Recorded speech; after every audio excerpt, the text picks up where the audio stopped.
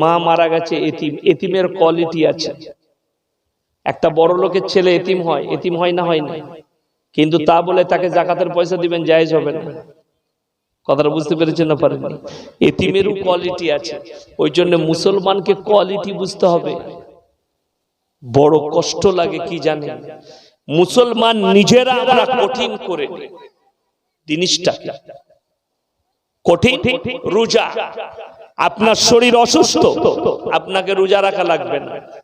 আপনি কি করবেন? ফিদিয়াতুন তাআমু মিসকিন। কোরআন আমার আল্লাহ যেটা সাজেশন দিলেন, ফিদিয়াতুন তাআমু মিসকিন, তোমরা মিসকিনকে ফিদিয়া দিয়ে দিবে তোমার রোজা রাখার টাকা। আমাদের দেশের লোক ভাগ করতে পারে না। অনেক লোক জানেই না মিসকিন কাকে বলে। বলুন তো একজন, তাড়াতাড়ি বলে। মিসকিন মানে কি? মিসকিন মানে কি?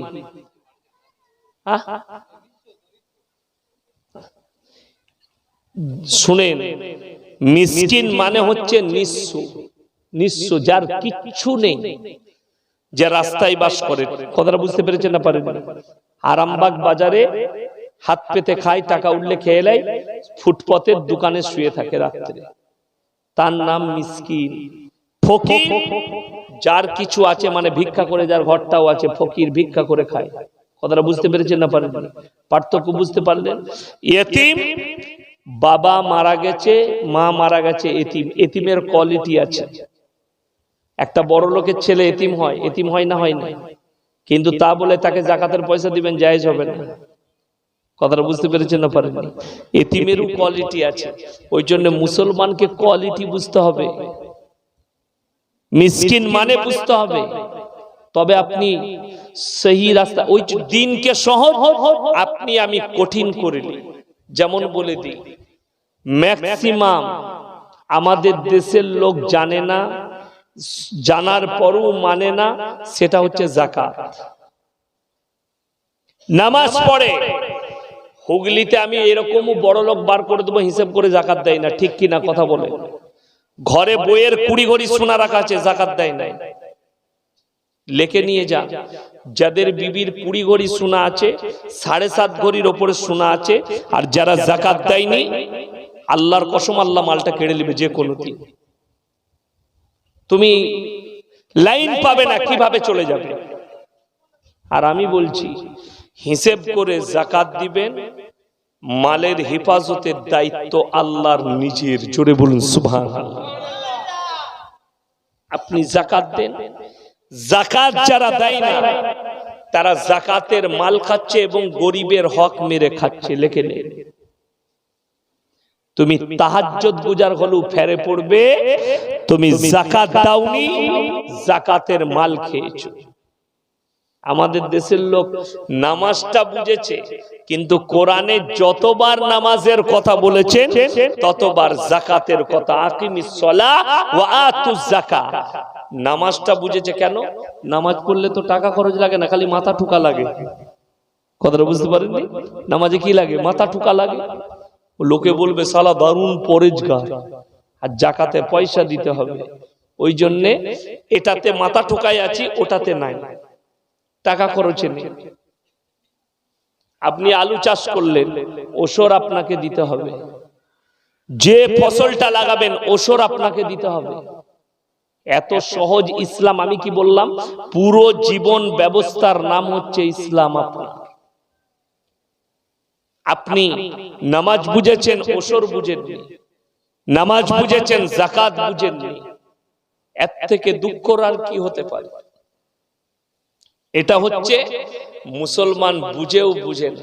আপনাদের মধ্যে একজন হাত তুলে বলুন তো যে আমার জানা নাই মদ খেলে গুনাহ হয়। কে আছে? মদ খাওয়া হারাম কে জানেন না? সকল মুসলমান জানে না? জানে না? শুনেলেন? পাপের দুটো কোয়ালিটি আছে। কটা বললাম? দুটো। একটা হচ্ছে জেনে পাপ, একটা হচ্ছে না জেনে পাপ। একটা হিন্দু ভাই, তারা ইসলাম জেনে পাপ করছে না না জেনে? কথা বলেন না। একটা হিন্দু ভাই জেনে পাপ করে, সে জানে না ইসলাম সম্পর্কে, যেহেতু তার কাছে তো ইসলাম পৌঁছায়নি। কিন্তু সে যেদিনে ইসলাম কবুল করবে তার বিগত পিছনের সব গুনাহগুলো মাফ হয়ে গেল, জোরে বলুন সুবহানাল্লাহ। কিন্তু তার পর থেকে সে যে পাপগুলো করবে তার পাপ লেখা হবে। একটা মুসলমান জানে যে মদ খাওয়া, মদ স্পর্শ করা হারাম, তারপরও মদ পান করছে, তার মানে সে হচ্ছে জ্ঞান পাপী, জেনে পাপ করছে। পানি এনেছে, পানি আনতে বলুন, ঠান্ডা পানি নিয়ে আসো ফ্রিজে। একটা জেনে পাপ, একটা না জেনে পাপ। কেউ কখনো জেনে পাপ করবেন না। মুসলমান তো এটাই বুঝেন। দেখুন, আপনি হকে চলুন, হকের জিত পাবেন, না হকের কিন্তু কোনোদিন জিত নাই। যারা ভাবেন না হকের জিত আছে তাদেরকে বলবো, ফেরাউন না হকে ছিল, না হকে কথা বলে না, না হকে ছিল। ফেরাউন বেঁচে আছে তো নাকি? তার অস্তিত্ব আল্লাহ মিটিয়েছে। তো আপনি কি করে ভাবছেন আমাদের দেশের যারা বেঈমান কাফের আছে, মুসলমান আমাদিকে ফোন করে বলছে হুজুর মুসলমানের উপরে এত অত্যাচার। আমি বললাম ডিজে আরো বাজা, অত্যাচার বেড়ে কমে যাবে। ঈদের দিনে গান বাজা, অত্যাচার কমে যাবে। মুসলমান মদ খা, অত্যাচার কমে যাবে। গাঁজা খা, পাপ কর, চুরি কর, মিথ্যা কথা বল, আরো কমে যাবে। আজকে হালত দেখুন মুসলমানে, মুসলমান মারছে, মুসলমান মরছে। কোরআনে আছে এক মুসলমান আর এক মুসলমানের ভাই, এক মুমিন আর এক মুমিনের ভাই। এটা কিন্তু কোরআন, এটা কিন্তু হাদিস। কিন্তু মুসলমান আপনাকে দেখিয়ে দিই, এই পঞ্চায়েত ভোট আসছে, কতজন যে কতজনের মাথায় লাঠি মারবে তা ঠিক নাই। পেপারে রোজ খালি খানাকুল আর অমুক আর তমুক। আমাকে তো খানাকুলে জলসা দাউদ নিতে ভয় লাগে, বিশ্বাস করবো। বীরভূম ডিস্ট্রিক্টে নামাজ পড়ে মুখে দাঁড়িয়ে আছে, মাস্কেট আর বোম মারছে। বাস্তব বলছি, আমি মিথ্যা কথা বলিনি। মুসলমান মুখে দাড়ি রেখেছে এক মুষ্টি, নামাজ পড়ে, মারামারি করছে, বোম মারছে ভাইয়ের ঘরে। এই তো মুসলমান। শুনেলেন একটা কথা, নবীজি সাল্লাল্লাহু আলাইহি সাল্লাম সাহাবীদেরকে যে আদর্শ দিয়েছিলেন, সেই আদর্শ আপনার মনে হবে আলেমরা কি, আমি কি কথা বলছি। শুনেলেন কথাগুলো না, অনেক হুজুরের সুর নাইবে, সুর করব, সুর এতে শেষ হয়ে যাবে, বুইতে কিছু পারবেন না। ওই জন্য সুরের সময় অনেক বাকি আছে। খালি দুটো ভালো কথা শুনে যান, দিলে গাঁতেন, আপনার কাজে লাগবে, কমে মিল্লাতের কাজে লাগবে। কমটা শেষ হয়ে গেল এই করে জলসা দেব, হুজুর যেন সুর করে বক্তব্য দিয়ে চলে যায়, কাগের ঠ্যাং আর বগের ঠ্যাং, ওই পাখি আর এই পাখি, অমুক জায়গায় দিয়ে জলসা শেষ। না, ইসলাম এটা শিক্ষা দেয়নি। দুটো হিদায়েতের কথা শুনে আজকে বড় কষ্ট লাগে। বীরভূমে বাগদুই কাণ্ড দেখেছেন আপনারা পেপারের মাধ্যমে। কি কাণ্ড বললাম? বাগদুই কাণ্ড। পেপারে দেখেছেন, মোবাইলে দেখেছেন, খবরে দেখেছেন। ওই বাগদুই কাণ্ডে একটা ছেলে মার্ডার হয়ে যাচ্ছে গুলির দ্বারা। তার পরিপ্রেক্ষিতে 11টা পরিবারকে জ্বালিয়ে শেষ। 11 আর 1 কত হলো? 12টা পরিবার দুদিনের ভেতরে শেষ। তার পরিপ্রেক্ষিতে কেস হয়েছে, সিবিআই চার্জশিট জমা করেছে, 40টা ছেলেকে রেডারে নিয়ে গ্রেফতার করেছে। 40 আর 12 কত? পানিটা দে। 52টা মুসলিমের পরিবার শেষ, ধ্বংস। তাদের বিবি বাল বাচ্চার খোঁজ কেউ রেখেছে? তুমি যে এমএলএ এর লেগে মারামারি করেছো, যে এমপির লেগে মারামারি করেছো, তারা তোমার মুখে পিশাব করতে যাবে না, তোমার সন্তানের মুখে পিশাব করবে না, খাবার দেয়া তো দূরের কথা, খোঁজ নিবে না। তুমি কাল লেগে মারামারি করেছো। শুনেলেন আমার যুবক ভাইয়েরা, সাধারণ মানুষ যারা রাজনীতির নাম করে এক ভাই আর এক ভাইকে ছুরি আর বোমা মারো, তোমার এমএলএ আর এমপিরা ওই হারামখোররা অ্যাসেম্বলিতে বসে একটা টেবিলে সবাই খায়, আর তোরা তাদের লেগে মারামারি করিস। আমি কোনো বাপের বেটাকে ভয় করি না, আমি এটা হক কথা বলে গেলাম। দিল্লির পার্লামেন্টে অ্যাসেম্বলিতে চলে যান, বিজেপি, তৃণমূল, সিপিএম, কংগ্রেস সব হারামখোরগুলো একটা টেবিলে খাচ্ছে, আর আপনি মারামারি করছেন। তার কারণ কি জানেন? না আপনার কাছে দ্বীন আছে, না আপনার কাছে এডুকেশন আছে, শিক্ষা আছে, নেই। বিসমিল্লাহ। এটা না থাকার কারণে আপনাকে নিয়ে খেলা করছে। যে জাতির কাছে এডুকেশন নাই, যে জাতির কাছে শিক্ষা নেই, তাকে নিয়ে খেলা করা খুব সহজ। আপনার জানা নেই, আমাদের দেশে একটা জাতি আছে, তাদেরকে আমরা আদিবাসী বলি। আদিবাসী জানেন না? আদিবাসী পুরুলিয়ায় আছে, বাঁকুড়ায় আছে, মেদিনীপুরে, ঝাড়গ্রামে আছে, ঝাড়খণ্ডে আছে। একটা আমি প্রোগ্রাম দেখলাম মিডিয়া, খড়গপুরে একটা রাজনৈতিক দলের মিটিং ছিল, বিজেপির মিটিং। সেখানে আদিবাসীরা গেছে। আমি কোন রাজনৈতিক বক্তা নয়, আমি খালি মুসলমান, তোমার চোখ খোলাচ্ছি তোমার জন্য কোন পার্টিটা সব থেকে ভালো। নামাজের পার্টির থেকে আল্লাহর কসম কোন পার্টি ভালো হতে পারে না। জোরে বলুন সুবহানাল্লাহ। নামাজের পার্টি হচ্ছে মুসলমান, তোমার আসল পার্টি, ওটা ধরে নাও। পৃথিবীর সব সমস্যা আল্লাহ মিটিয়ে দেবে।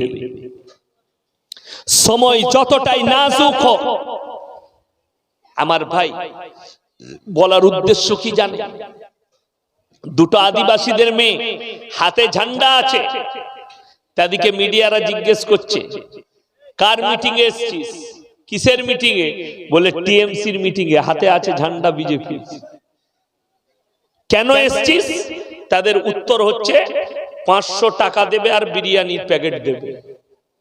বাস্তব কথা বলছি, এখনো ইউটিউব করলে, ফেসবুক করলে, ওই মিডিয়ার চ্যানেলটা খুললে আপনি দেখতে পাবেন, এবিপি আনন্দ থেকে সম্প্রচার করা হয়েছিল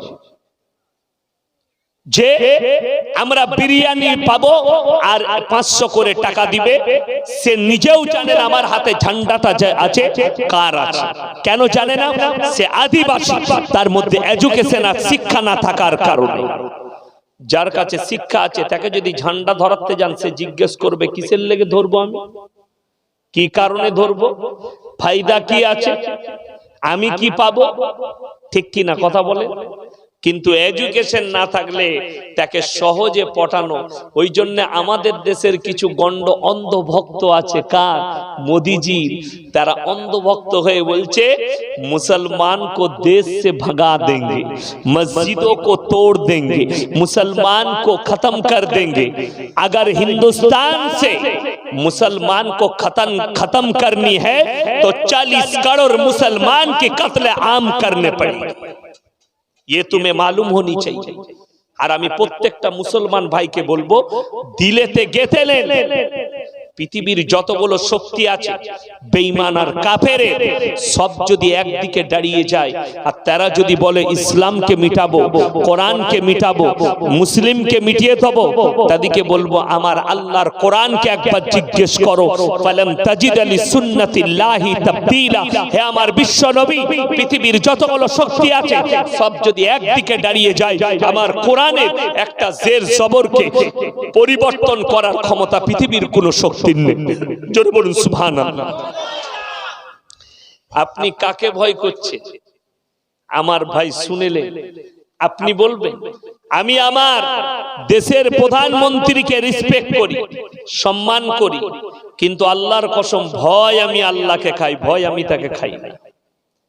দেশের মুখ্যমন্ত্রী তিনাকে আমি রেসপেক্ট করি, সম্মান করি, আল্লাহর কসম ভয় যদি খাই তো একমাত্র আল্লাহকে ভয় খাই। এরা কিন্তু ভয় খাবার পাত্র নয়, রেসপেক্টের পাত্র। রেসপেক্ট করব, দেশের মুখ্যমন্ত্রী প্রধানমন্ত্রী রেসপেক্ট করতে হবে, সম্মান করতে হবে। চেয়ারটার দাম আছে, আছে না নাই কথা বলে? আমাদের রাজ্যের মুখ্যমন্ত্রী তিনি, চেয়ারটার দাম আছে, আমি সম্মান করব, রেসপেক্ট দেবো, একটা এমএলএ কে সম্মান করব। কিন্তু আল্লাহর কসম, তোমার যদি মনে হয় এই মৌলবি আমাকে ভয় খায়, তা তোমার ভুল। মুসলমান আল্লাহকে ছাড়া কেউ কি ভয় খাবো না? জোরে বলুন ইনশাআল্লাহ। আল্লাহই আপনার জন্য যথেষ্ট। আপনার গর্দন যদি তলোয়ারের টগে থাকে আর আপনার বিশ্বাস যদি আল্লাহর উপরে থাকে, আপনার মৃত্যু যদি না থাকে, আল্লাহর কসম আপনাকে পৃথিবীর কেউ মৃত্যু দিতে পারে না। জোরে বলুন সুবহানাল্লাহ।